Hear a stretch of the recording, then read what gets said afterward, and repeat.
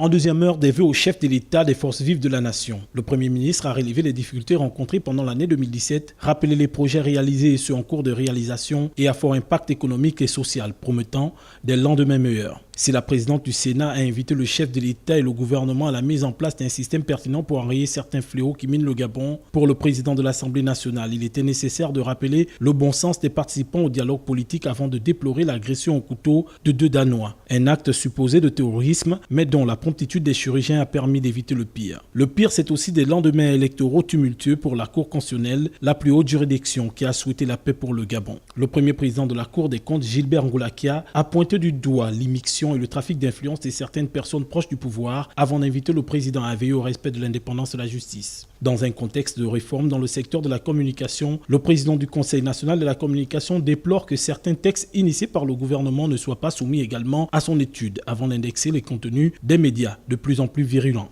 René Ndemezo-Obiang, le nouveau patron du Conseil économique et social et environnemental, a salué la clairvoyance et le courage du chef de l'État qui, au terme de la présidentielle de 2016, appelait au dialogue pour apaiser les tensions. Il promet de faire de son institution une institution utile. Même ambition pour Maître Séraphin Daouré Mbogo, le président du Conseil national de la démocratie, qui a invité à plus d'état de droit, de démocratie et davantage de mesures de clémence pour décrisper le climat sociopolitique actuel. La maire de Libreville, Rose Christiane Osouka, a partagé la vision de développement des collectivités locales malgré une situation économique 2017 qui a freiné le bon déroulement des activités. Le représentant des confessions religieuses, l'archevêque de Libreville, a rappelé la notion de bien-être et de vivre ensemble qui caractérise le Gabon. Pour Alain Baomar, le patron des patrons, dans une année économique très difficile, le paiement de la dette intérieure, dont les premiers versements ont commencé à donner du souffle aux entreprises. La Confédération syndicale des travailleurs a dénoncé une nouvelle fois le chômage et les difficultés rencontrées entre licenciements économiques et congés techniques. La réponse du président de la République à cette dizaine d'intervenants a bouclé une journée de vœux